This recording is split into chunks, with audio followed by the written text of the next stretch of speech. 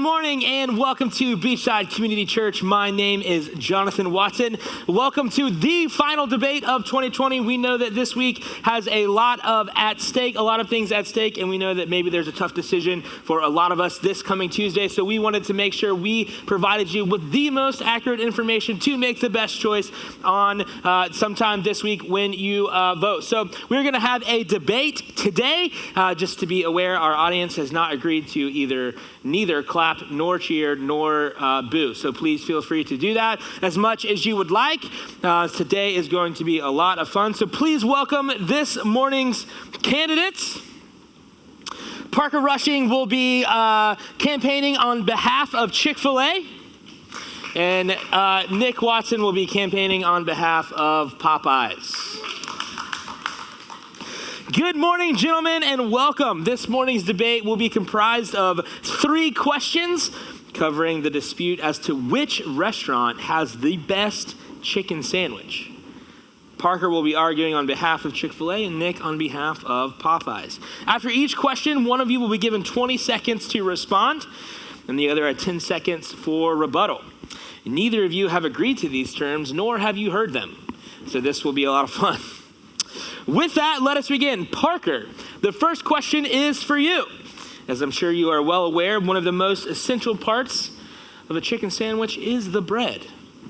Some have complained that the CFA bun is too thin and or too soggy. How would you respond to this? Well, first, Jonathan, I just want to say thank you for having me here, and I'm super excited to be a part of this. And, I might even say that it's my pleasure to be here this morning. Yes, thank you. But anyway, referring to your question, the Chick-fil-A bun is very unique and special. Thank you, Parker. Nick, your response? Yeah, I think it's pretty clear that the Popeyes bun is far superior. Research says it's about 34% thicker, which nearly entirely mitigates any chance of sogginess. Thank you. Nick, the second question is to you. Obviously, the meat of the issue this morning is truly the chicken patty. Why is the Popeyes chicken patty superior to that of Chick-fil-A? Well, I'm afraid there is not quite a purely objective answer to this question. However, what I do know is that the taste of the Popeyes chicken is not the taste of industry, nor the taste of efficiency, nor innovation, but rather it's the taste of home. It really is like a warm hug from your grandmother on Thanksgiving. Parker, your response? I think there was a little misunderstanding on the last question. I wasn't really clear on the time limits, but I think I'm going to do better this time. And Nick, you made a great point. Thank you, Parker. Parker, this last question is for you. Many Americans who go out to eat feel that the full dining experience is just as important as the food itself. How does Chick-fil-A experience add to their menu? That's a great question, and I'm really excited to address this one. The Chick-fil-A experience from the moment you pull into the parking lot to the moment that you leave is just welcoming and inviting, and it's just, you're so happy to be there. Is that all? Well, if you let me go on, come on. Nick, your response? Jonathan, Beachside, America. All I can say is this. Popeye's recipe puts the love in the chicken and not behind the cashier. Also, they're open today. So, thank you, gentlemen. Please give our candidates a round of applause. That concludes the first, final, and only chicken debate of 2020. Thank you for being here. Thank you so much for being here with us this morning. This is the first and only time I've ever worn a sport coat to Beachside Community Church, but hey, it was all in good fun. Thank you for being here. If you're in the room this morning, or if you're watching online, or if it's your first time here, we're super glad that you've decided to join us. We exist to lead people into a growing relationship with Jesus. This morning, we're going to be here for about an hour. We're going to sing some songs, and then we're going to jump into a message with our teacher pastor Andy Stanley called Leading Through, which is really about navigating difficult circumstances. As you might be aware, we just finished our Be Rich campaign, our Be Rich series. Actually, we have a lot of service opportunities in our community, opportunities for you guys to jump in and show our community that we are for them and that we love them. You can actually text Beachside to 97,000 and you'll get a link where you can sign up to serve. A lot of those projects are happening on Saturday of next week, Saturday morning. So please jump in and join us, serve with us in our community. It's going to be a lot of fun. Well, hey, give me a welcome for the band, and we're going to sing some songs. Thanks so much for being here. Well, what's up, everybody? Let's all stand together. My name's Kyle. This is Elena. Whether y'all in the room or you're tuning in online, thanks for being here. We're going to sing. See y'all jump in. Here we go.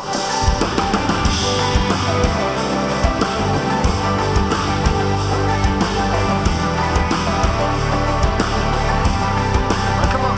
This is the day that you have made. Whatever comes, I won't complain. For all my hope is in your name, and now your joy awaits my praise. Hey.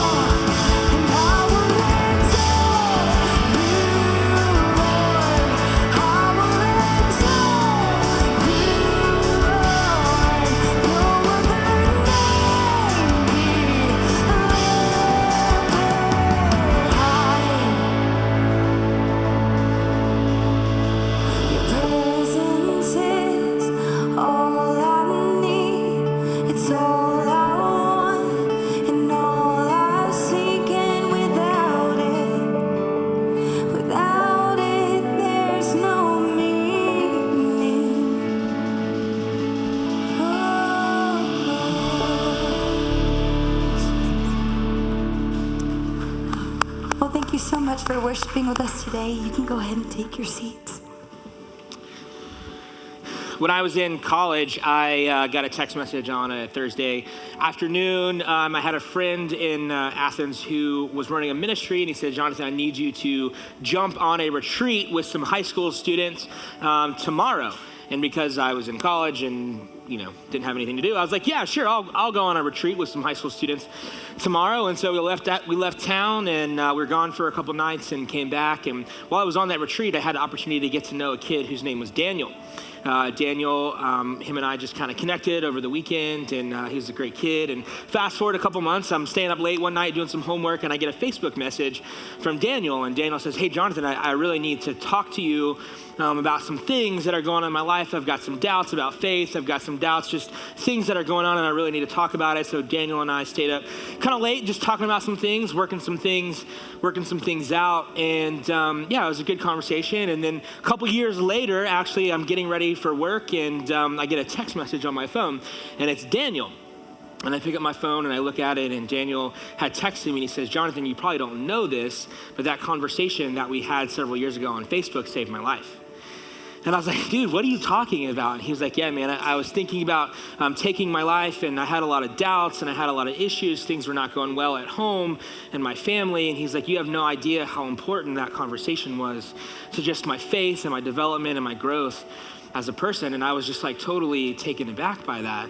And then fast forward even a couple more years later, and just this past spring, I was leading a Bible study with some guys online, and Daniel decided to jump in and to participate in this group, just this kind of random group of guys. And he was in our Bible studies together. And it was just really crazy and awesome to see how God had worked throughout his life and worked in ways that I never thought was possible. And I had just said yes on a whim to go be part of a conversation, to go to be part of a weekend with some high school students. And what I want to say this morning is, if you are in the room and if you're participating or you're watching online, you have no idea the impact that you could potentially have on a student, on a person. That for a lot of us, we come and we sit and we enjoy church, and then we leave and we go home, but we don't always realize that there's people in our community that need us. They need our strength, they need our wisdom, and we might not realize the impact that we could potentially have on a person or on a student in our community. And so what I want to challenge us this morning is, if you've been here for a while, or if you've been participating for a while, maybe it's time to take a step to volunteer on a team.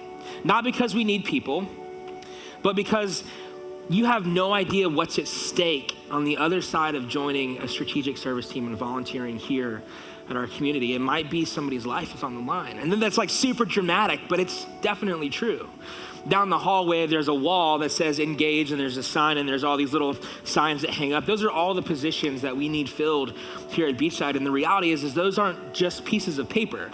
They're Daniels on the other side of them. And you have the opportunity to really step into the life of someone and potentially change a future.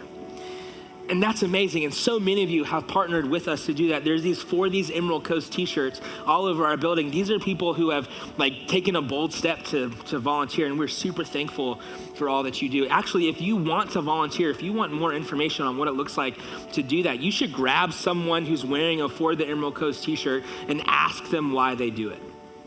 Because I promise you, they've got a good answer. And they all know exactly what I'm talking about. Some of you have partnered with us financially, and that's awesome as well. We can't do what we do without you guys partnering with us and giving and being part of our mission here at Beachside. You can do that now if you'd like. If you're watching online, there's a way to give in the service, or you can text, Beachside to 97,000, and you can give there. Or there's a box on the way out between the double doors, and you can do that. But again, we're just super thankful for all of you that have partnered with us to taken steps to lead people into a growing relationship with Jesus. It matters, and there's just so much at stake. Well, we're going to jump right into our leading through sermon series with our teaching pastor, Andy Stanley. And just be aware, this was filmed back in March, so there's a couple things that Andy says that's it's not exactly where we are right now, but that's okay because it was filmed a couple months ago. But we think the sermon the message series is just so great for where we are in our culture right now and in our community right now. So we're excited about that. Well, I'm going to pray for us, and then we'll dive right in. God, we thank you for this morning, and we thank you for this opportunity to be together, God, I just pray that you would give us courage this morning. Maybe give somebody in this room courage this morning to take a step, to volunteer, to jump on a team, God, to invest in something or someone here at Beachside.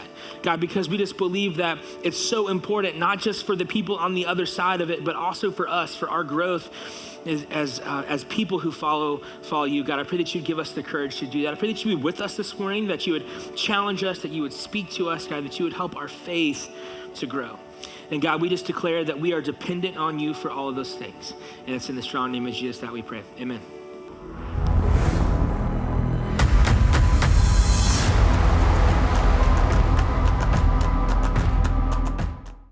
Hi, everybody. Thanks so much for tuning in, and I sure look forward to being together again. Hey, but until then, thanks for joining us from the comfort of wherever you are joining us from. And for those of you who've allowed us to be your church while your local church is gearing up to reopen, we have certainly enjoyed having you, and we will be here as long as you need us.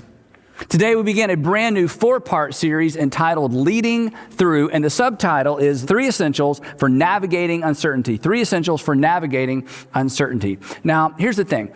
Here's what we all have in common. In light of everything that's happened the past several months, there's a sense in which we are all picking up the pieces, moving forward the best that we can. But many of us, and I bet this includes you, many of us are responsible for helping other people move forward as well. Family members, maybe employees, team members, students, members of the community. So if you're a parent, a manager, a business owner, an executive, a teacher, a coach, a mayor, maybe part of a city council, people are looking to you and they're looking to me for direction. They're looking to us for inspiration, and mainly they're looking to us for hope. And you know this because you're a leader. Leading under normal circumstances and leading in normal conditions is tough enough, right? But leading people through and out of what we've just come through, not for the faint of heart. And I won't tell if you won't, but the people who are looking to us for leadership, they have no idea how unprepared we are and how unprepared we feel, right? Because, come on, we don't have all the answers. We don't have all the answers. We don't always know what to do. And isn't it true? We're just kind of making this up as we go along. At least I know I am. So anyway, having the discipline and I think having the humility to admit that you don't have all the answers, it actually makes you a better parent, a better boss, a better teacher, a better government official, better coach. It makes you a better leader. I mean, come on. There's no point in kidding ourselves. And there's no point in kidding the people who are looking to us for direction. Uncertainty is a permanent part of life, and it's a permanent part of the leadership equation. In fact, uncertainty is why the world needs leaders. It's why your family, your company, it's why your city needs you. So here's what we're going to do. In this series, we're going to discuss 3 essentials for leading through times of disruption and leading through uncertainty. Now, I think these are non-negotiables. I think to some degree these are irreducible minimums. They're always important, but in times of uncertainty, I think they're more important than ever. But before I give you the 3 essentials, today I want to spend a few minutes reading a story from the Hebrew Scriptures, our Old Testament, that draws all of us who are influencers into the broader context of our responsibility as leaders and influencers. So whether it's at home or work or in the community, this ancient narrative, I think this ancient narrative reminds all of us of the most important thing we can keep in mind as we think about our leadership and our influence. And it's simply this, that leadership is always a stewardship. Leadership is a stewardship. Now, we don't use the term stewardship very much, but in ancient times, a steward was someone appointed by a king to represent the king. So a steward had the authority of their authority, the king, because the king loaned it to him. It was given to them, and it could be taken away. And as we're going to discover, this is true of our influence and our leadership as well. And the more successful we are, the more successful you are, the easier it is to lose sight of this very, very, very important component of leadership. To put it bluntly, to leverage kind of modern business vernacular, we don't have people. We have responsibility to people because someone loaned us our responsibility. All leadership is a stewardship. And here's the second part. Not only is it a stewardship, it's temporary. It's temporary. The clock is ticking. Time will eventually run out on your influence. Time will eventually run out on your authority. Eventually, it'll either be taken away from us or we will simply give it away Because it's temporary. And the reason it's temporary is we're temporary. And knowing there's an expiration date on our influence should inform our posture and our tone and our humility as leaders. We should lead with the end in mind because there's an end. Eventually our time runs out. And when it ends, your legacy will be established. And here's some bad news. Your legacy, your memory will probably be established by your final chapter, not necessarily your finest chapter. Again, it's not fair, but it's true. Leadership is a stewardship, it's temporary, and here's why today's narrative is so instructive. It's a stewardship, it's temporary, and we are accountable. Everybody is accountable to somebody for how they steward or manage their influence. But today's narrative reminds all of us that our accountability as leaders goes beyond a boss, a board, a constituency, or a base. In fact, if you believe in some way or shape or form that all men and women are created in the image of God, and that consequently, the people you lead and the people that you're raising, the kids that you're raising are technically or actually your brothers and your sisters, then ultimately we are accountable to God for how we lead and how we leverage our influence. Jesus taught this, Jesus modeled this, and today's text illustrates it.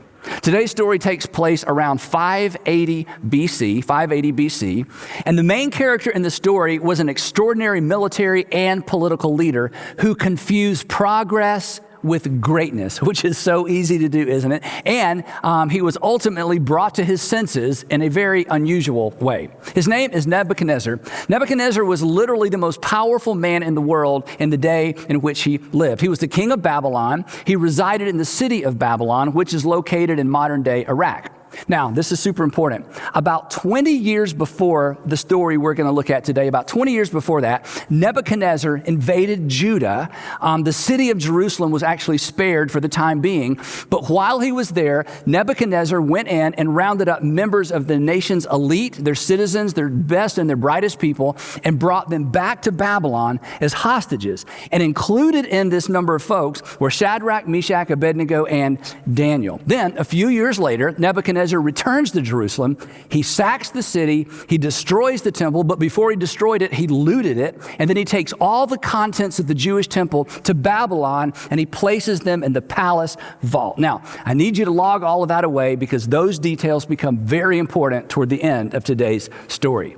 Now, Daniel and the Judeans exiled in Babylon, for them, the moral of this story was simple, that God was judging the nation of Israel for its disobedience, and that basically God was putting the nation in timeout until they got their act together, until they decided to become faithful to the covenant. So for them, that's how they understood these events.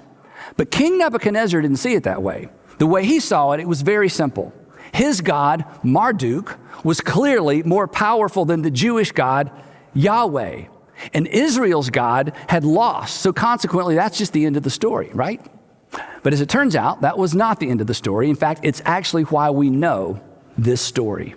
Daniel documents these unusual events in the Old Testament book of Daniel. He'd been in Babylon for about 20 years by this time. He'd become a trusted advisor to King Nebuchadnezzar. And according to Daniel, Nebuchadnezzar had a disturbing, terrifying dream that he was absolutely sure had some kind of significance for him and possibly for Babylon. And so Daniel documents what Nebuchadnezzar describes as this horrible dream. Here's what he writes. He said, I, Nebuchadnezzar, was at home in my palace, contented and prosperous, and I had a dream that made me afraid. And here's what he dreamed. He dreamed that there was this enormous, beautiful tree that was visible to all the earth, and all the animals of the earth rested under the canopy of this enormous tree, and it provided food for all the earth's creatures. Then, in the dream, he hears this loud voice from heaven that says, cut it down. And in his dream, suddenly, this enormous tree is cut down to a stump.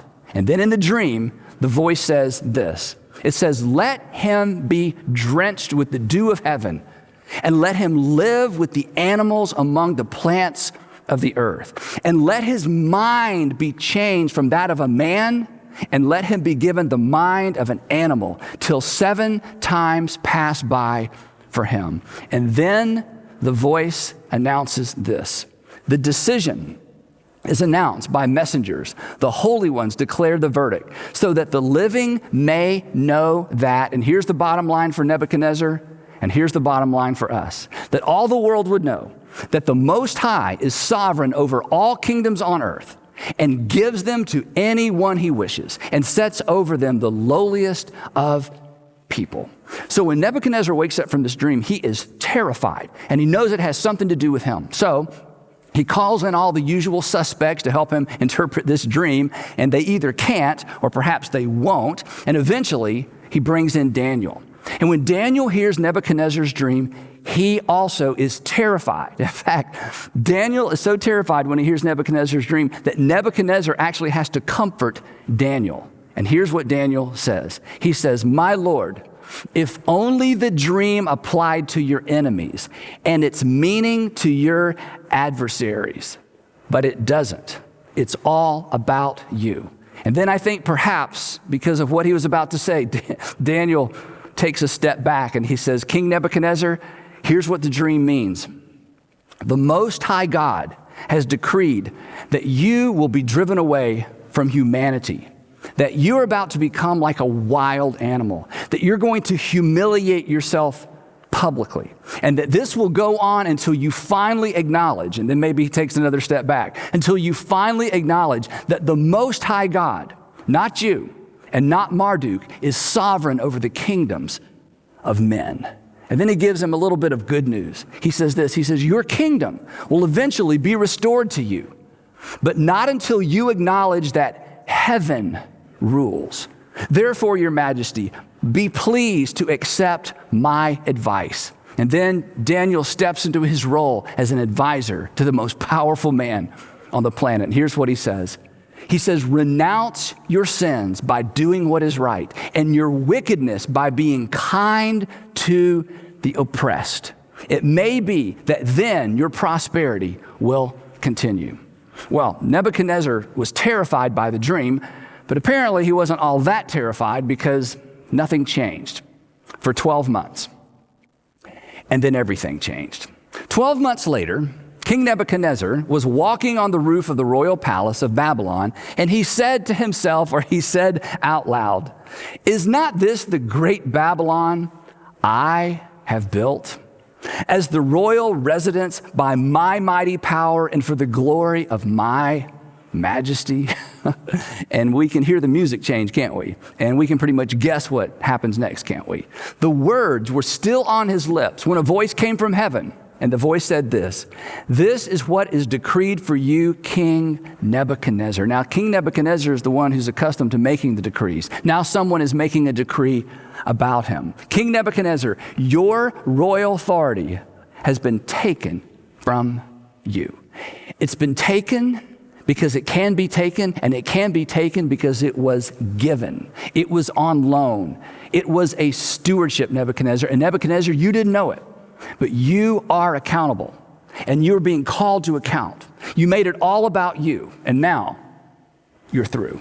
King Nebuchadnezzar, you will be driven away from people, and you will live with the wild animals. You will eat grass like the ox. And seven times will pass by for you until you acknowledge, and here's the bottom line, until you finally acknowledge that the Most High is sovereign.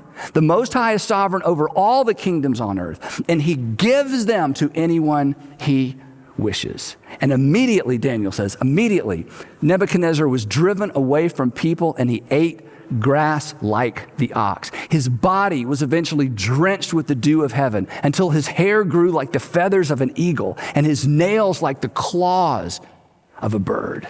Nebuchadnezzar lost his mind.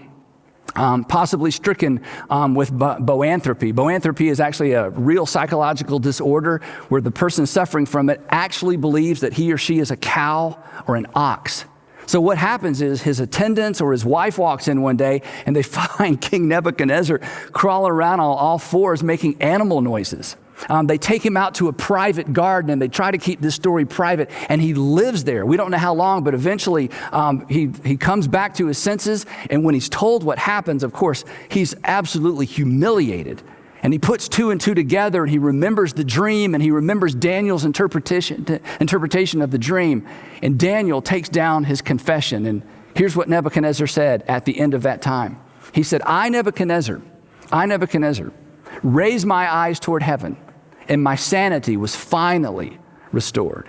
And then, of course he did. Then I praised the Most High. I honored and glorified him who lives forever. His dominion is an eternal dominion. Suddenly, it's not all about Marduk. It's all about Daniel's God.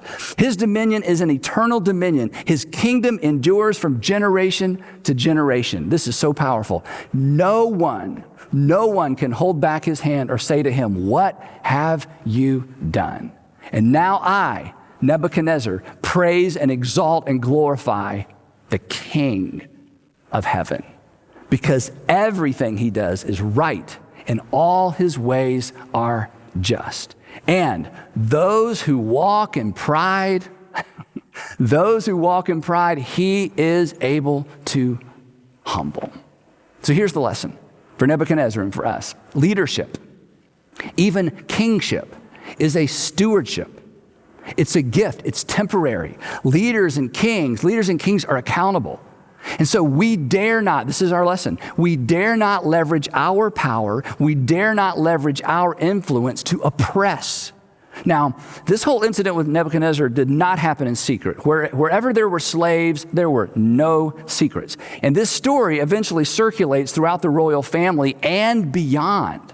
Then, follow along, 40 years go by. 40 years later, by this time Nebuchadnezzar dies.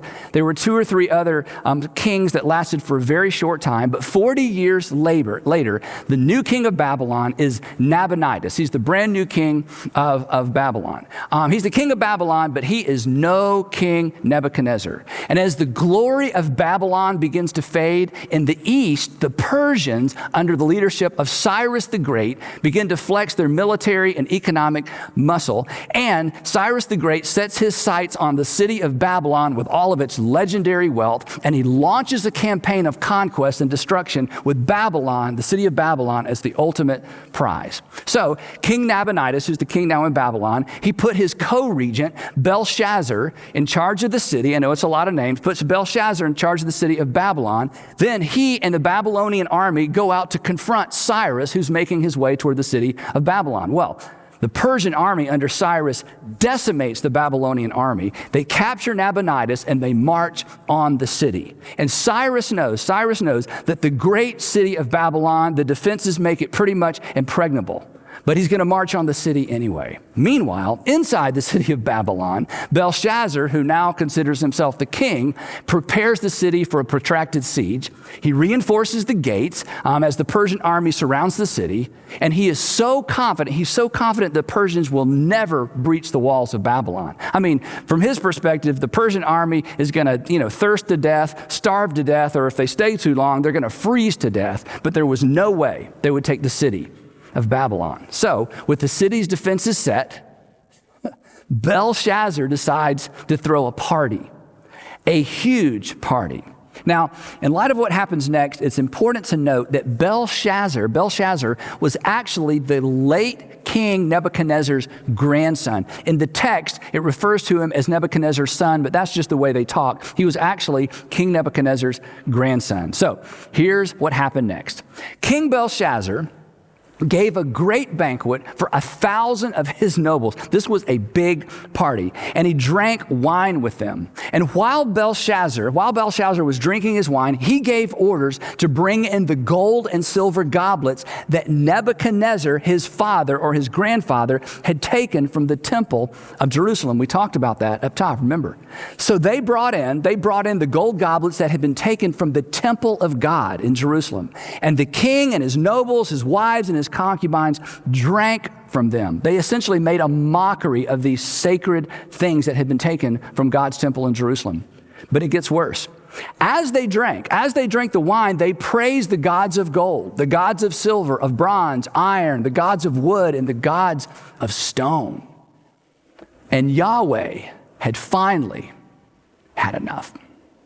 The text says that suddenly, the fingers of a human hand appeared and wrote on the plaster of the wall near the lampstand in the royal palace.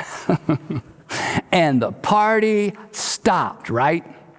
The king watched the hand as it wrote, but he can't read what's being written. In fact, nobody can read it. The text says that his face turned pale and he was so frightened that his legs became weak and his knees were knocking.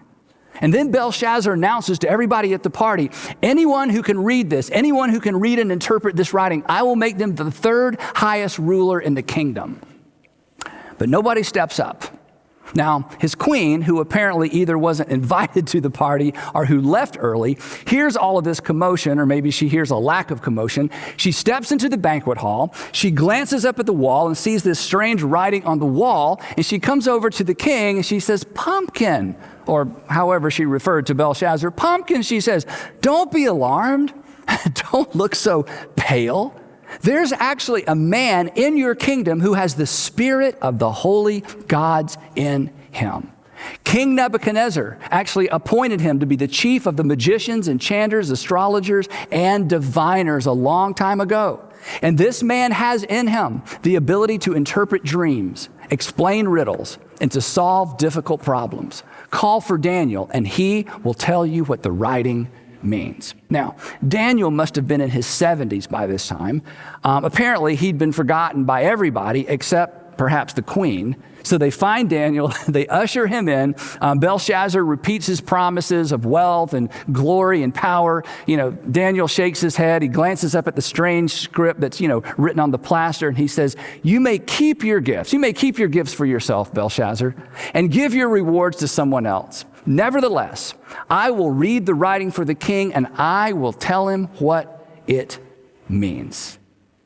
And I'm sure you could have heard a pin drop in the throne room as Daniel begins. And he says this, Your Majesty. He recounts a little history, puts this in context. Your Majesty, the Most High God, and here's our word, gave your father or your grandfather Nebuchadnezzar sovereignty and greatness and glory and splendor. It was a gift.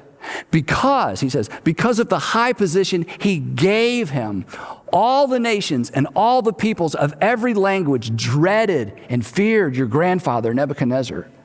But when his heart became arrogant and hardened with pride, he was deposed from his royal throne and stripped of his glory until he acknowledged, and here's the bottom line, until he finally acknowledged that the Most High God is sovereign over all kingdoms on earth, and he sets over them any one he wishes. Then I think he paused, and he looks at Belshazzar right in the eye, and he says this, But you, Belshazzar, his son, have not humbled yourself, though you knew all of this. You've heard this story before. You knew what happened to your grandfather. You've been warned. You should know better. But instead, you have set yourself up against the Lord of heaven. And then I think Daniel got a little bit angry because as he looked around the throne room and he saw these precious articles that had been stolen from the Jewish temple being used the way they were, and he shakes his finger in the face of the king and he said, you had the goblets from his temple brought to you, and you and your nobles and your wives and your concubines drank wine from them. You have made a mockery of Yahweh. And then to make it worse, you praise the gods of silver and gold, of bronze, iron, wood, and stone, which cannot see or hear or understand. He just offends their entire pantheon of gods. But you did not honor the God who holds in his hand your life and all your ways. Therefore, he sent the hand that wrote the inscription, to which he could have added, and are you really sure you want to know what it says? Here is what the words mean. Mene, God has numbered the days of your reign and brought it to an end. Belshazzar, your leadership was a loan, and God is calling the loan. Tekel, you have been weighed on the scales, and you have been found wanting. You are accountable. You've been evaluated. Perez, your kingdom is divided and given to the Medes and the Persians. It's been taken away. You thought it was yours. It was never yours. He gives and he takes away, and now he's taking it away. Now, While all of this is going on, while they're having the party, while Daniel's interpreting, what's been written on the plaster, unbeknownst to anyone in the room, Persian engineers were actually diverting a portion of the Euphrates River into a swamp outside the city. Now, the Euphrates River actually ran under the wall of Babylon and through the city. That's why they had an endless water supply, and that's why they were not afraid of a protracted siege. But here's the thing. By diverting the water supply, the Persian engineers caused the level of the Euphrates River to drop. And when it was low enough, a Persian SEAL team swam under the wall, killed the Babylonian guards guarding the gates, and then dragged those enormous steel-girded doors open, and the Persians took the city. In fact, Daniel tells us that very night, Belshazzar, king of the Babylonians, was slain. The Most High is sovereign over all kingdoms on earth, and he gives them to anyone he wishes. Now, I'll be honest, I'm not sure how all of that works, but if it's true, and I think it is, there's something there for all of us who have any measure of influence. Your talent, your education, your family connections, your hard work, your discipline, or maybe just your plain luck, put you in a place of influence. But what you do with that influence determines whether or not you are a leader worth following, a leader worth emulating. And this is what's so catalytic about this idea. Unlike Nebuchadnezzar in his early years, and unlike Belshazzar, when we view our influence, however great or small, when we view it as a temporary stewardship for which we are accountable, we will be far less likely to spend it all, focus it all, or leverage it all on ourselves. And we will be far more inclined to leverage our leadership and our influence for the sake of those we have the privilege to lead. We won't need to be reminded that greatness is more than progress. When we embrace this definition of leadership that incorporates the idea that it's a stewardship, that it's temporary, and that we're accountable, we won't have to be reminded that people matter most, that what's best for people is always what's best. We won't need to be reminded that people matter to God because we will live with the understanding that it's God who loaned us our temporary opportunity to begin with. So, whether you're leading a family, a business, a nonprofit, a division, a department, a team, a city, a state, or a nation, remember this. Leadership at every level, leadership is always a stewardship. It is always temporary. And you are accountable. And here's why. Because the Most High is sovereign over the kingdoms of men, and he gives them temporarily to anyone he wishes. Now, all of that is simply the setup or the context for where we're going over the next 3 weeks. And next time, we're going to tackle the first of these 3 essentials for leading through times of disruption and uncertainty. So please, please, please don't miss part 2 of Leading Through. Well, thanks so much for being here. Thanks for letting us have a little bit of fun earlier in the service with our debate. Chick-fil-A actually wanted to try to influence your decision, so Matt has actually given us a bunch of free chicken sandwich coupons, and you guys can have them. So grab one on your way out and enjoy that this week. When you see him, tell him thank you, and we will see you guys next week for part 2 of Leading Through.